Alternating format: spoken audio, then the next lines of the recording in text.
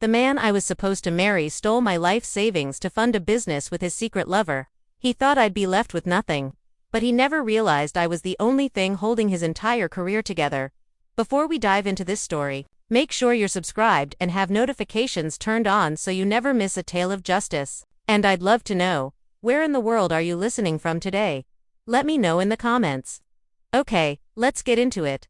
I still remember the day I found out what my stepmother had done, as though it happened yesterday. I had just returned from a long week at work, exhausted and looking forward to a quiet evening, when a call from our family lawyer turned my entire world upside down. I could hear the words, but for a moment, they didn't register. "Your stepmother has sold your father's house," he said, his tone formal, almost clinical, "and it was done without consulting you or honoring your inheritance rights." A cold, hard knot formed in my stomach. I sank into the nearest chair, struggling to breathe, while my mind raced. That house wasn't just a piece of property. It was my childhood, my father's legacy, every memory my family had shared under its roof. And now, it was gone, sold to someone who didn't even respect the family, let alone me. The betrayal cut deeper than I could have imagined. It wasn't just greed I was angry about, it was the sheer audacity, the deliberate disregard for me, and for my father's wishes. I spent hours replaying every interaction, every smile, every false word she had uttered over the years. The signs had been there, subtle yet unmistakable. Once I thought back, the way she would undermine my opinions during family discussions.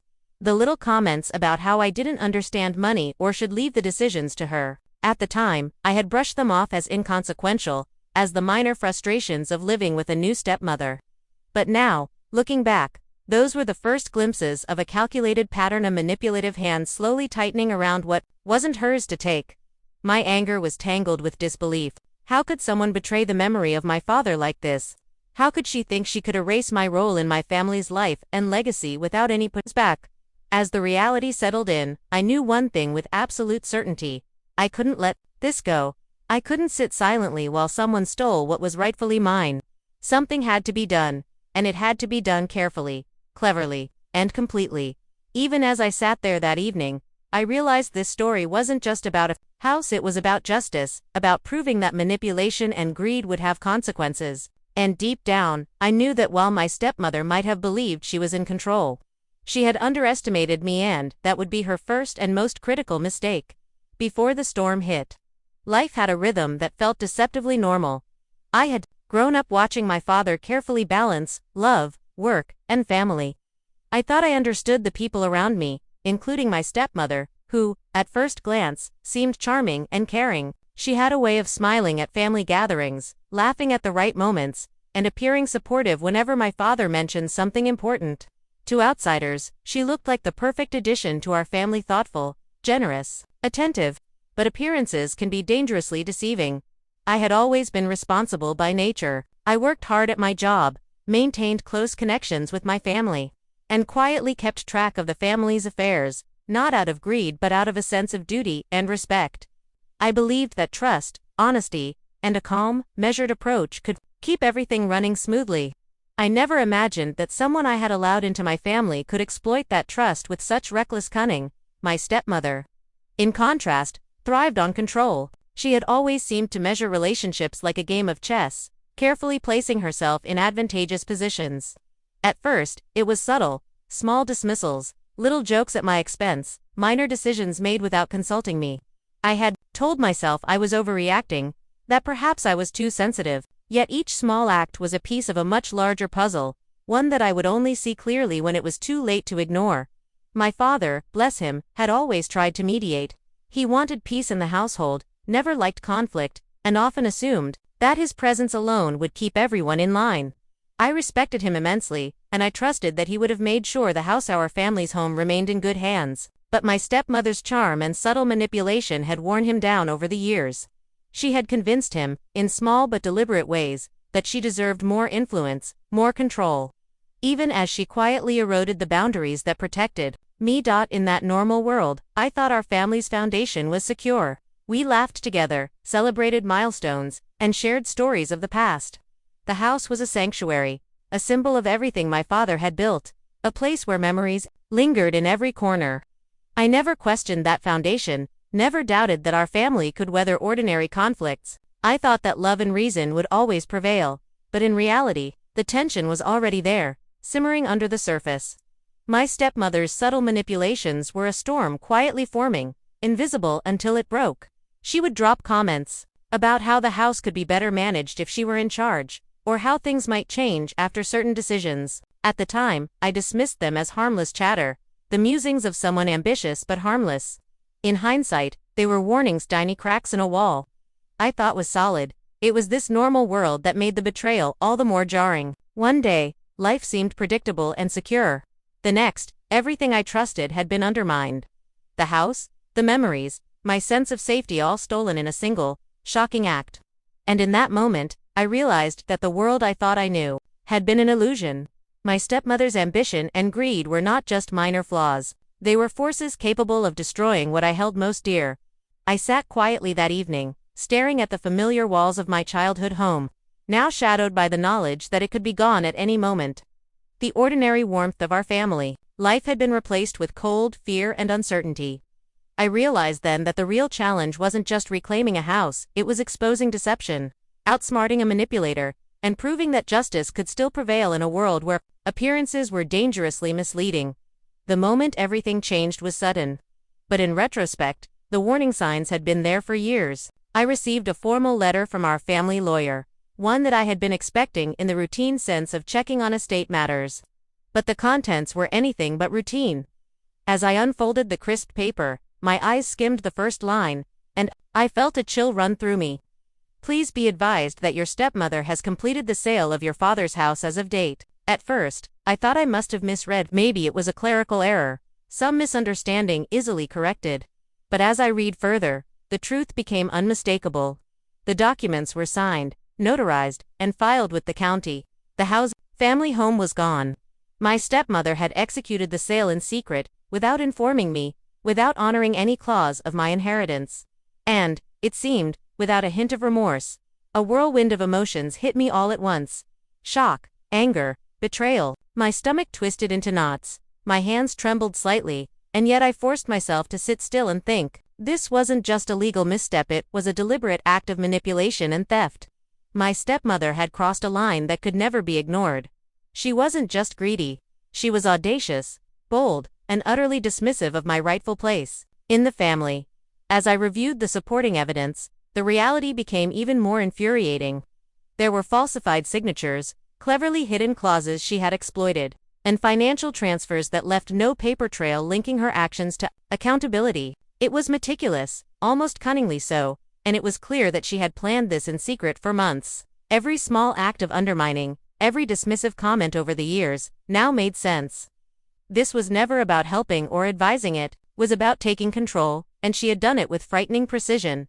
I replayed the phone call from the lawyer in my mind. His voice was calm, neutral, even as he outlined the legal impossibility of an immediate reversal.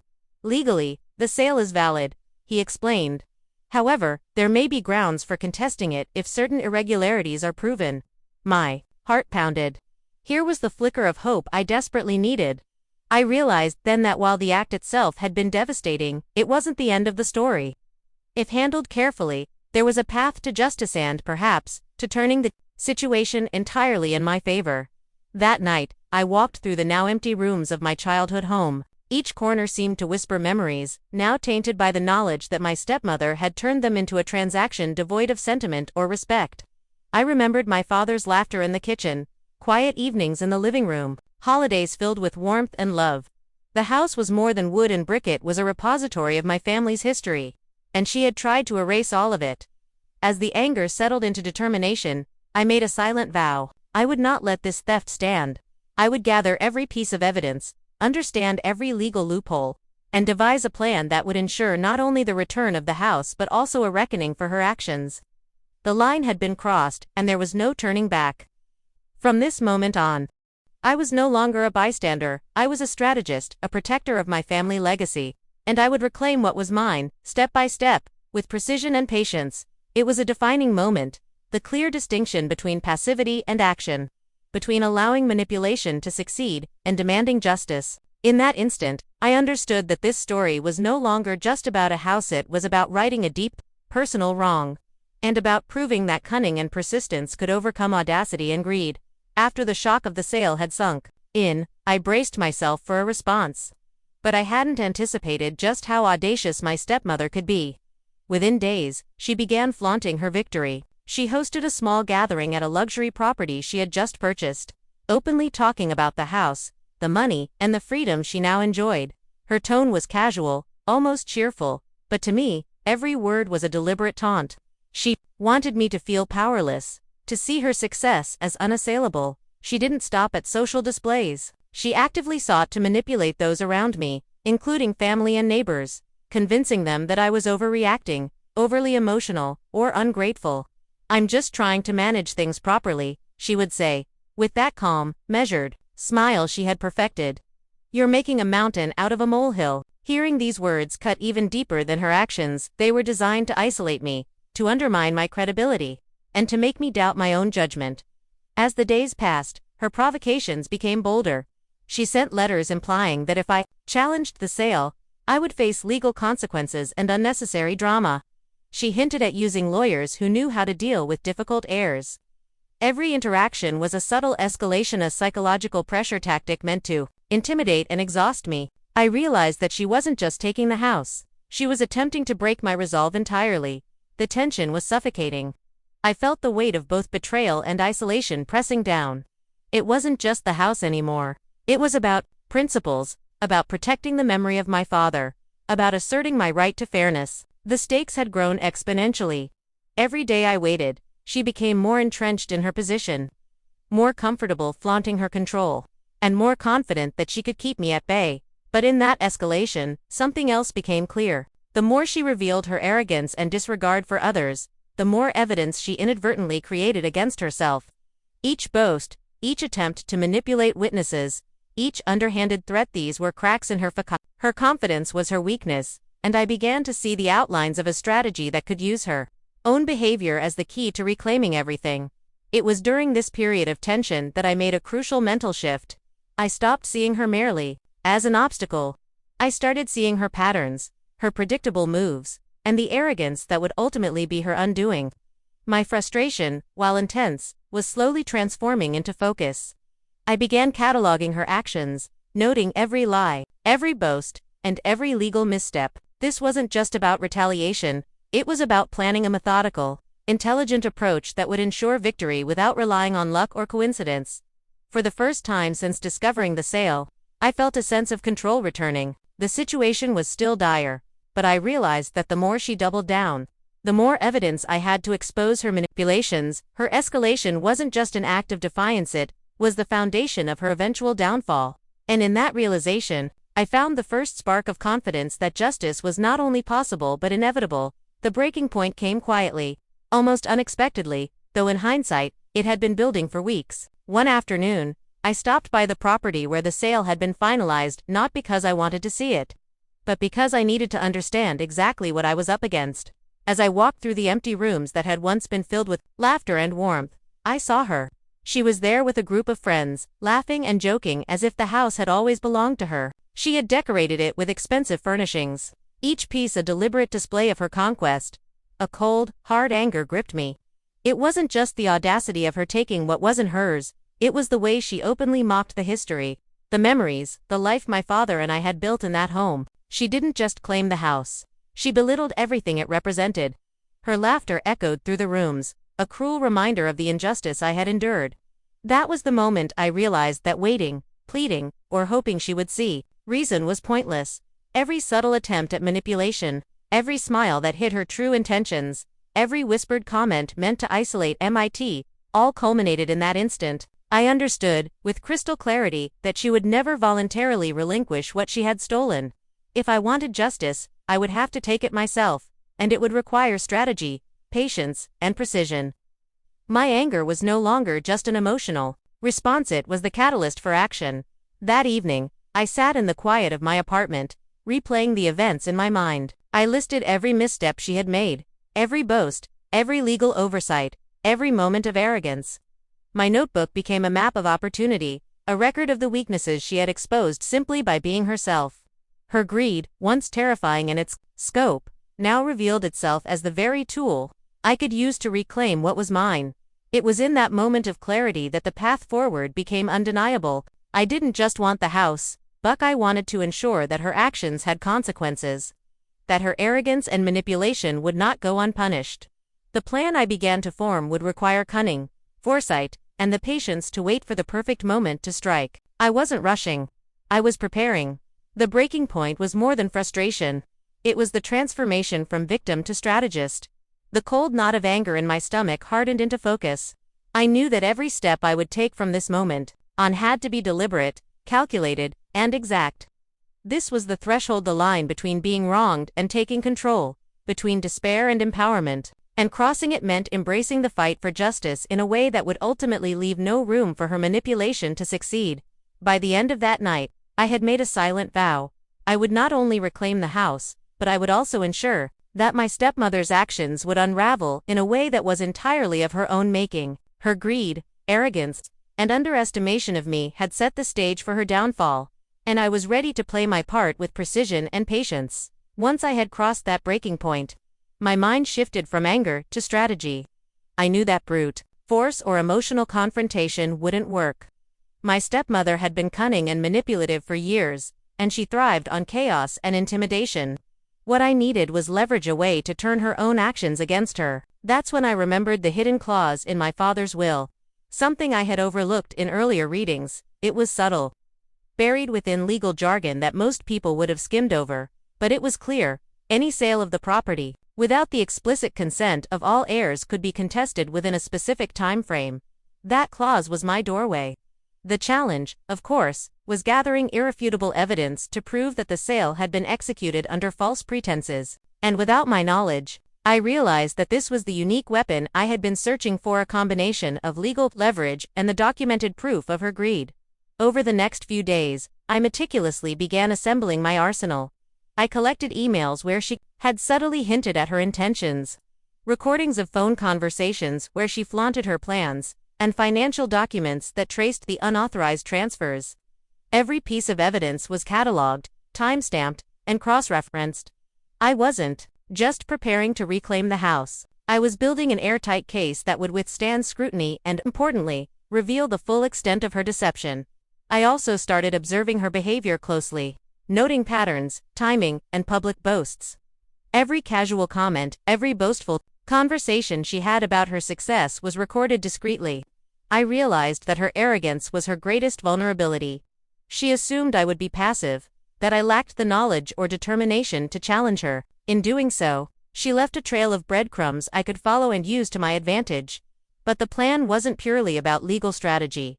I also recognized the power of social exposure. I began discreetly reaching out to trusted family members and friends, sharing carefully selected facts without revealing the full scope of my strategy. This was delicate, too much too soon, and my stepmother might catch wind and cover her tracks. Done correctly, however, it would add pressure, isolating her and making her arrogance more visible to those who mattered most. By the end of that week, the plan was fully formed. I had my legal leverage, my evidence, and my strategy for public exposure. The unique weapon was no single item, it was the combination of proof, patience, and precision. I was no longer a passive observer. I had become the strategist in a high-stakes game, and every move I would make from here forward would be deliberate, calculated, and perfectly timed to exploit her own missteps. I remember sitting alone that night, reviewing the documents spread across my desk. The house that had once felt like a stolen dream now represented something far more powerful. An opportunity not just to reclaim property, but to restore justice in a way that was poetic and complete. I was ready to act, and the sense of purpose I felt was stronger than any fear or doubt. For the first time since discovering the sale, I truly believed that victory was possible and that the outcome would be entirely of my making. The day I decided to execute the plan, I felt a strange mix of nerves and determination. Every step I had taken, every piece of evidence I had meticulously gathered, had led to this moment. I knew that precision and timing were everything. Acting too hastily could alert my stepmother, giving her the chance to cover her tracks. Acting too slowly could allow her to solidify her claim. I needed to strike at the perfect moment, and I had prepared for every eventuality. I began by filing the formal legal challenge to contest the sale. Armed with the clause in my father's will, the falsified signatures, and the documented evidence of her manipulations, my case was airtight. I watched as the legal wheels turned, aware that while the law was on my side, my stepmother's arrogance might lead her to make mistakes in her response. I was ready to exploit them. Next, I carefully orchestrated the social exposure component. I reached out to family members I could trust, presenting them with the indisputable facts of her deception. I was selective, revealing enough to sow doubt and concern, but withholding the full strategy to prevent her from anticipating my next move. As word spread, her usual confidence began to crack. She was no longer the untouchable manipulator. The people she had assumed were blindly loyal were now questioning her intentions. The most critical part of the plan, however, was the confrontation during the legal proceedings. I ensured that all communications, recordings, and financial documents were submitted in a way that highlighted the systematic nature of her deceit. Every boast she had made, every attempt to intimidate or belittle me, now became evidence of her own arrogance and greed. I watched as her confident facade began to crumble under the weight of the truth. During the hearing, the lawyer presented the case step by step, while I observed quietly, knowing that each detail reinforced the narrative I had carefully constructed. The tension in the room was palpable. My stepmother, who had once moved through life with an air of unshakable control, now fidgeted, whispered to her counsel, and tried to downplay her actions. But the documentation was irrefutable. Every attempt to deflect blame only highlighted her culpability further as the judge reviewed the evidence. I felt a calm sense of vindication wash over me. This was more than just winning a legal battle. It was a meticulously orchestrated confrontation where the truth was impossible to ignore. My patience, diligence, and strategic foresight had created a scenario in which her own actions, her arrogance, greed, and manipulation had led to her undoing. By the end of the day, the outcome was clear. The sale was nullified. The house was legally restored to me. The evidence I had gathered had not only secured my rights but had exposed the full extent of her deception. Every moment of preparation, every ounce of patience and careful planning, had paid off. The plan had worked flawlessly, and justice had been served not just in a legal sense, but in the deeper, moral sense that had motivated me from the very beginning. The moment of confrontation arrived quietly, almost unexpectedly, yet its impact was immediate and undeniable. My stepmother received the official court ruling confirming that the sale of my father's house was null and void. When the messenger handed her the document, I could see the shift in her demeanor. Her posture stiffened, her confident smile faltered, and for the first time, she seemed truly off balance. She read through the papers with a growing look of disbelief, her eyes darting from the legal text to the faces of family members who had gathered to witness the outcome. For years, she had manipulated, intimidated, and belittled, assuming that no one would challenge her. Now, she was exposed not through rumor or conjecture, but through irrefutable evidence that left no room for denial. Her reaction was immediate. Shock, denial, and rage all rolled into one. She stammered, trying to argue, to deflect blame, to convince anyone who would listen that this was somehow a misunderstanding.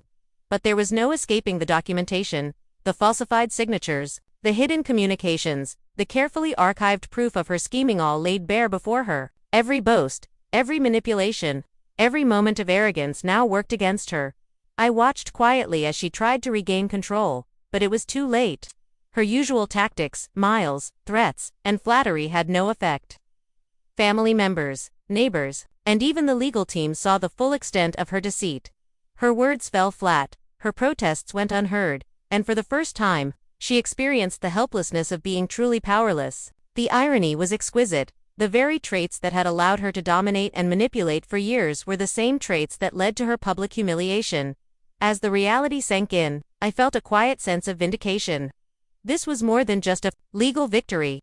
It was the poetic justice that I had envisioned from the start. Her downfall was not accidental or contrived, it was the natural consequence of her greed, her arrogance, and her disregard for the people around her. She had built her own trap, and every step of my careful plan had led her directly into it. By the end of the day, the confrontation had reached its inevitable conclusion. She was forced to accept the ruling, acknowledge her wrongdoing, and face both the legal and social consequences of her actions. Her reputation, once polished and carefully managed, was irrevocably tarnished. She had lost the house, the money, and the respect of those around her. All because she had underestimated me and overestimated her own cunning. In that moment, I realized that justice had been served not only in restoring what was mine but in ensuring that her manipulation and deceit could no longer harm anyone else. The confrontation had been complete, the reckoning thorough, and the satisfaction profound. The final payoff was a moment of quiet triumph, but its weight was profound. Standing once again in the halls of my father's house, I felt an overwhelming sense of relief, pride, and closure. The rooms, once emptied and stripped of their warmth by my stepmother's greed, now belonged to me again. Each corner, each familiar creak in the floorboards, carried memories that had been threatened but were now fully restored. It wasn't just a house I had reclaimed, it was a piece of my family's history, a symbol of resilience and justice. What made this victory even sweeter was the poetic justice woven into every detail. My stepmother's own arrogance had been the instrument of her downfall. Every boast she had made, every attempt to belittle me or manipulate those around her, had been documented and used as evidence. Her carefully constructed facade of control crumbled completely, leaving her exposed not only legally but socially. She had aimed to humiliate me, but in the end, she was the one who faced humiliation, standing powerless as the truth came to light. The moment of triumph wasn't about shouting or dramatics, it was about calm, undeniable validation. I watched as the final legal documents were filed, officially restoring the house to my ownership. I could see the disbelief lingering in the eyes of those who had previously doubted me, the same people who had witnessed my stepmother's charm and deception, and I knew that, from this point forward, the truth could not be erased. My stepmother's schemes had unraveled completely, leaving no room for manipulation or false narratives. I took a slow, deliberate walk through the house, feeling the energy shift in the rooms. The kitchen, once a scene of laughter shadowed by deceit, now radiated a sense of calm authority. The living room, which had been a stage for my stepmother's mockery, now felt like a sanctuary once more. Every step reminded me that justice had been achieved not through luck, but through careful planning, patience, and unwavering focus. There was also a deeper satisfaction in knowing that this victory carried lessons far beyond the legal realm. My stepmother had underestimated me, assuming that patience and diligence were weaknesses. Instead, those traits had become my greatest strength, allowing me to orchestrate a comeback that was complete, fair, and inevitable. It was a reminder that cunning and persistence, when guided by justice, always prevail over greed and manipulation. As I settled into the restored home that night, I allowed myself a moment of quiet reflection. The struggle had been intense, exhausting, and emotionally draining. But the outcome reaffirmed my belief in the power of strategy, moral clarity, and patience. I had not only reclaimed the house, but I had also ensured that my stepmother faced the full consequences of her actions, both publicly and privately. The story of her downfall was complete, and in its completion, I found peace. This was the final payoff, a victory earned through intelligence, careful observation, and a steadfast commitment to justice. The house was mine, the memories intact, and the balance restored. I had turned the tables, not through confrontation alone, but through a plan that ensured every action of my stepmother's greed became the very force that led to her undoing. And in that, there was a deep, undeniable satisfaction in ending that was not only just but also deeply fulfilling. With the house fully restored to my ownership and my stepmother's schemes exposed, life slowly began to regain a sense of balance. The immediate tension that had consumed my days and haunted my nights began to fade, replaced by a quiet satisfaction that comes from knowing justice has been served. The immediate tension that had consumed my days and haunted my nights began to fade, replaced by a quiet satisfaction that comes from knowing justice has been served. The house, once a site of betrayal and manipulation, now felt like a sanctuary, again a space where memories, laughter, and love could thrive without fear of intrusion. My stepmother faced long-term consequences that extended far beyond the loss of the house. Friends and family who had once been under her spell now saw her for who she truly was: greedy, manipulative, and arrogant. Social invitations dwindled, and her credibility in our community plummeted. Every attempt she made to justify her actions was met with skepticism or outright disbelief. She had created a reputation built on deceit, and now that reputation was irrevocably tarnished. As for me, I felt a profound sense of empowerment. The battle had tested my patience, intelligence, and emotional resilience, but it had also proven something crucial: that careful observation, strategic planning, and unwavering focus could overcome even the boldest acts of deceit. I didn't just win the house, I reclaimed control over my family's legacy and, more importantly, over my own sense of justice and integrity. Life gradually returned to a new normal. I restored the house with subtle touches of my father's legacy, honoring his memory, while creating a home that reflected my values and tastes. Family gatherings resumed, now under a clearer understanding of boundaries and respect. The air was lighter, filled with a sense of honesty and trust that had been absent for far too long. The moral of the story, I realized, extended beyond property and inheritance.